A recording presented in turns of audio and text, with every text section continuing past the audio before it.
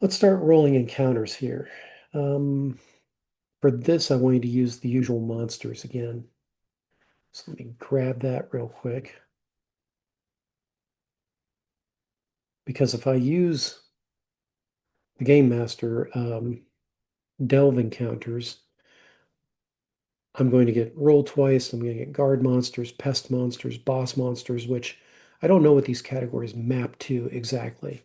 So I'm going to come over here, the usual monsters that's not been published yet. I'm going to go to dungeon level 1. Where's dungeon level 1? Come on now. Here we go. I've also got a set of layers in my other supplement, which was made for more OSE, which was oh the Mage's Companion. But this one is more OD&D, which is the theme we're trying to go for here. So 1d30, 1d30,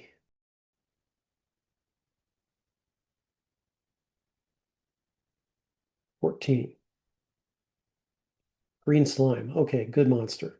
Okay, so continuing with our prep here for the campaign. So faction number 1, the Iron Hedge, has 3 resources: the evil slash chaotic wizard, his tower, and light horse, which I'm going to say see nomads below. The location is the central hex, which was desert. There is a lair in that hex for men, which are nomads, and there's an adventure site, natural caverns, which I assume is like a rocky outcropping kind of place. The goal for the wizard was complexity for both of these goals, which he has 0%, 0 4 complete on. Accumulate masonite and find a hobgoblin. So I wonder if, he's building a nice new kitchen and bath in his home and he's looking for this special contractor that's out there. That's my initial thought, which is kind of gonzo, but who knows?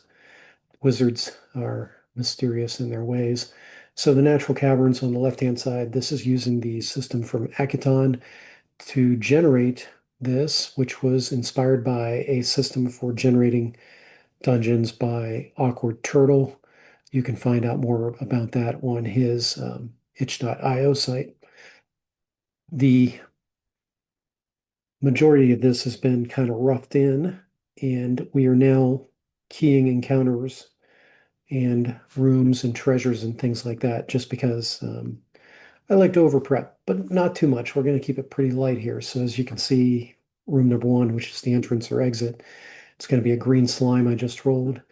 I'm using the usual monsters, which is my supplement, to Dragons Beyond to generate these. The usual monsters is based on taking all the tables from all the OD&D supplements, as well as a little bit of um, information about those monsters and a little bit of Moldvay from his Emeros campaign, which predated the Known World campaign. Anyway, the usual monsters is not yet available in Drive-Through RPG. I could have also used my supplement, the Mage's Companion, which was designed for OSE to give me ideas on traps, which I could still end up doing that if there's a trap in here.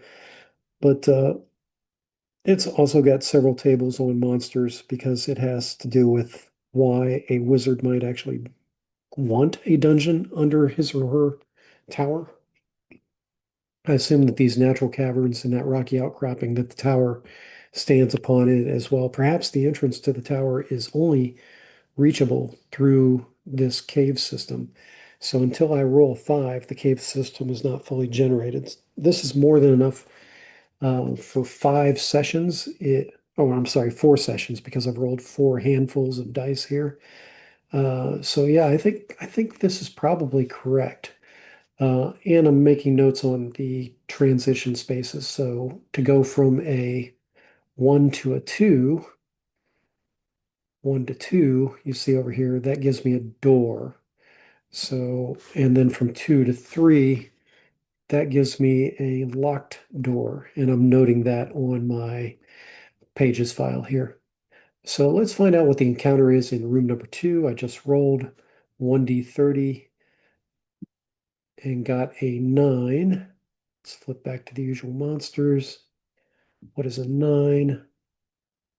9 is a footpad, a thief, second level. So that is going to be translated in Aketon speak. That is a thief. Yeah, we're going to call him second level. And I might need to make some notes about that guy. I don't know enough about thieves. Let me take a look at the character sheet here. At first level, +1 to thievery action, +1 to all saves. So I should know his saving throws, I suppose. At levels divisible by 2, +1 to any save. So he's got +1 to an additional save. And he's got no other special stuff. So this guy is going to be hit points. Let's see, it starts at 0. So by second level, he's going to be hit points 3. And his saving throws, I need 66 +1 heaving. His saves are, and I don't know the notations yet. 5, 1, 4. Well, these are all with +1.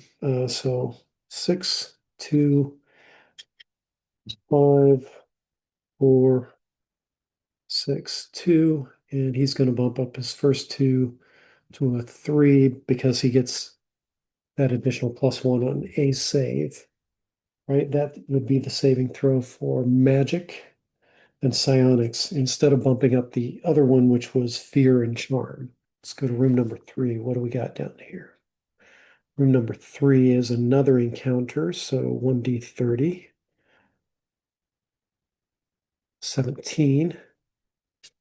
I suppose I should have taken a look at the green slime stats too, so we'll take a look at that in a second here.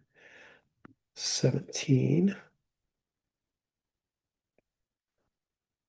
Lizard giant. Oh, this is some kind of guard animal. Suggested numbers 1 to 3.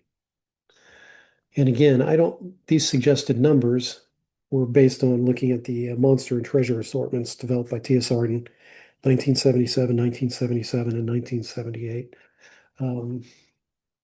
Lizard giant.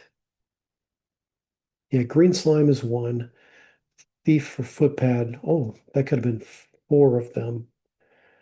We're just going to say there's 1 there. Lizard giant. This could be like a TPK for such low level. So I think I'm going to go with 1 in this case as well. So giant, lizard, giant. Possible numbers 1 to 6. Armor class 3. So this would be an AC3 kind of guy. Movement 9.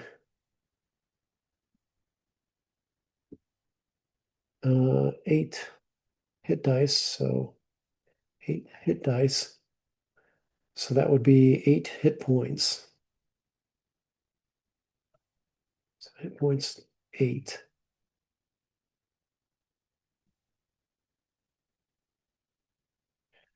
Second level HP 3. Maybe I'll put in semicolons here. I'm already using semicolons. I'll put in commas. 50% in layer. Type E doesn't matter. This stuff doesn't matter because it just has to do with Dragons Beyond. Neutral, morale 7 or 9. That might be important. Okay. Yeah, room 4. Or should we continue with the conversion stuff? Should we try and figure out a conversion on the fly? I would have to pull up the monstrous bestiary. I'm not interested in doing that right now. Let's keep trucking along here, and then I'll do conversions after I figure it out offline. Nest/lair. This is the nomads. Who knows how many are going to be in there? Oh, what was the transition between 3 and 3? Transition between 3 to 3 is none, just a wall. So no transition here.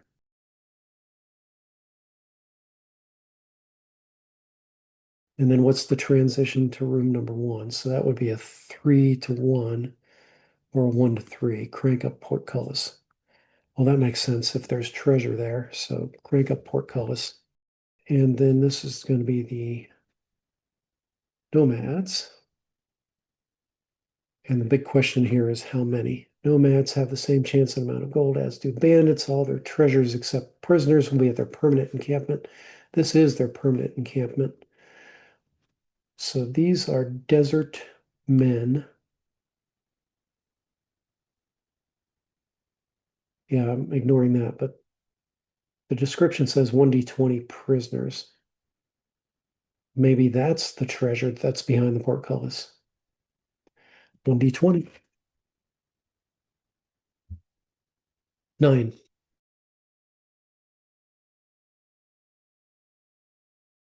think we're talking 30 to 300 for the total for the whole shebang for nomads. 30d10.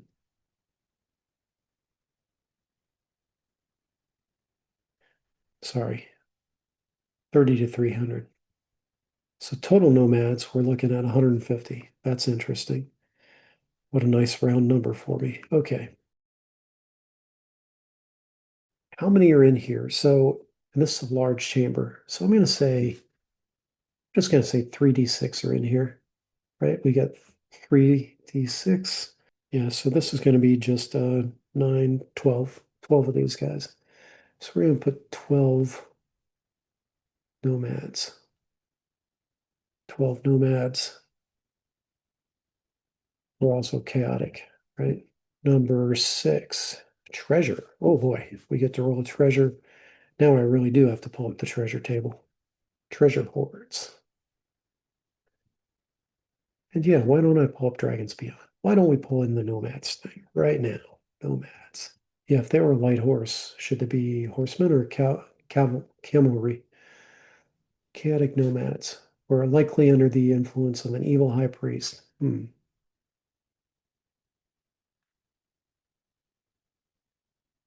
Yeah, this is about factions. A necromancer, wizard, or evil high priest might not be the leader of the nomads, but if not, then he will certainly be counted amongst the advisors with considerable influence. Nomads of the desert, nomads of the steppe. Okay, we're just going to cut and paste this in and start getting the whole faction down. Whoop, paste. Yeah, we're going to change the font here to be body.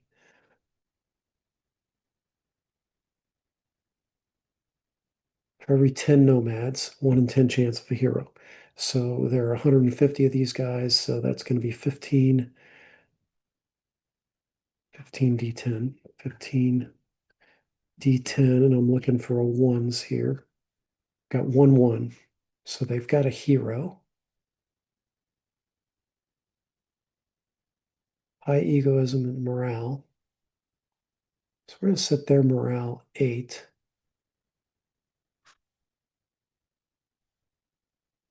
And these guys are neutral. So they're really, even though Aketon doesn't really speak to neutral, we're going to put them in as neutral.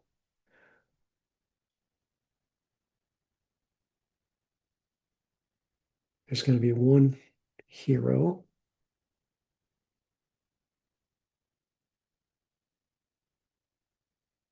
For every 30 nomads, there will absolutely be a higher level fighting man.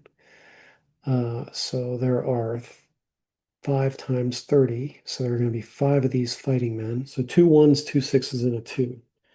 So 2 ones. So there are going to be 2 more heroes. And then a 2, another hero, right? Because I had 1 hero, now I've added 3 more, yes. And then 2 sixes. So 2 times 6 level warrior. Those guys are going to be really tough.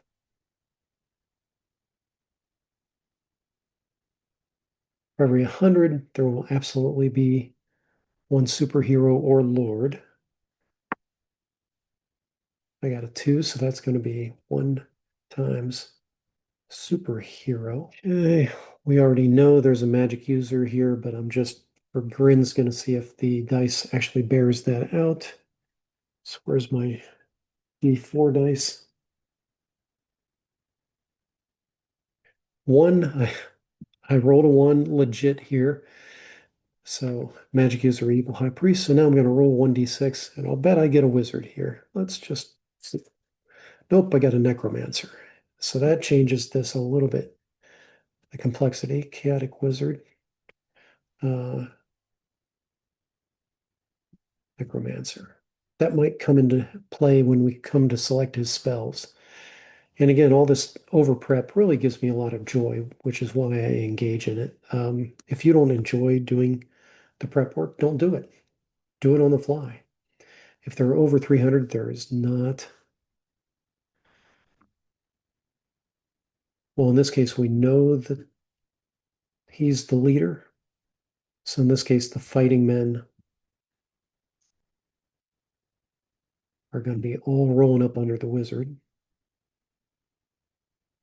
50% are light horse, and we already rolled light horse. So we're going to take that out. So that's going to be 75 men. 75 of my 50 men are light horsemen.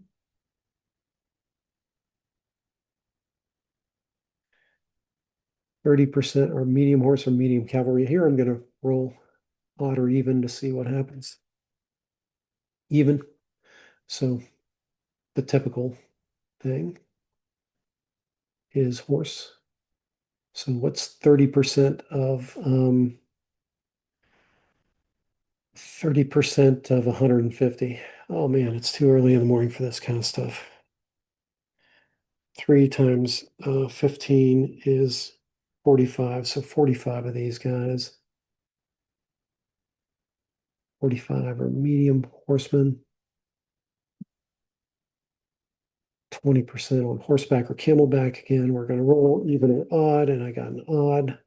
So these guys are archers on camelback,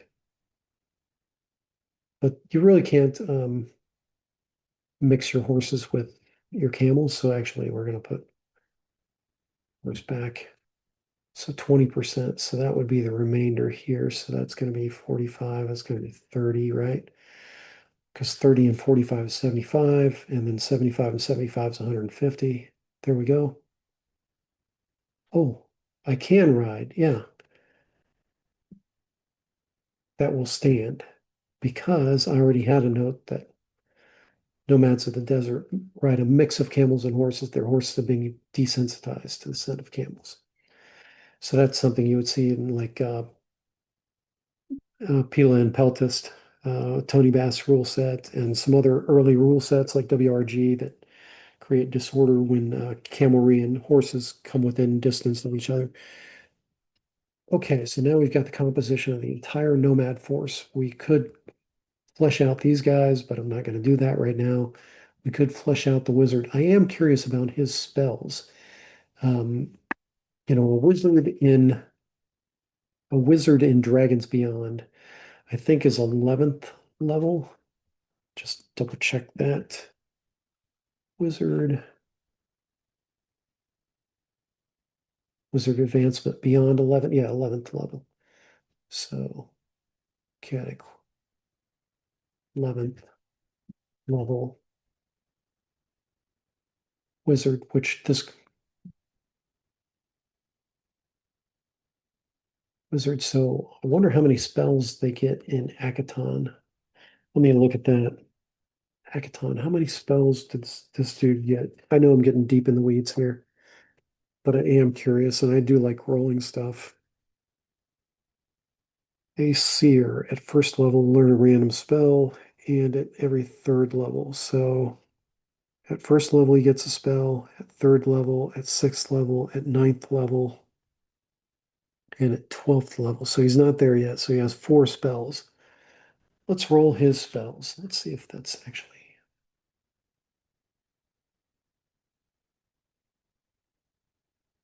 I think I can pull it up pretty easily though, right? Yeah, yeah. Character scrolls, nope. Sanctioned sorceries. We're gonna roll. Oh, and he can create glyphs too. I forgot that by 10th level. So he can definitely do that. Massive glyphs. Spells are cast outside of combat.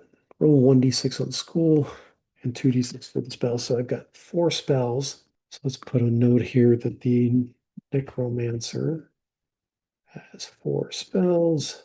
5, 6, 2, 2. Are the schools 5, 6, 2, 2? Are the schools of magic? So that's going to be, let's roll the twos. So a 6 and a 7. So Cone of Frost and Dragon's Breath. Love it. Love these spells. Let's see. So that's 2 and 2 is Cone of Frost and Dragon's Breath. So these are the most recently learned spells. School number 5. Transmutation 3. So melt slash solidify. 5. Transmutation, melt slash solidify. And then these are 2, which was what? Evocation. And 6, I get to choose. Let's see if it says anything about undead. See anything about necromancy?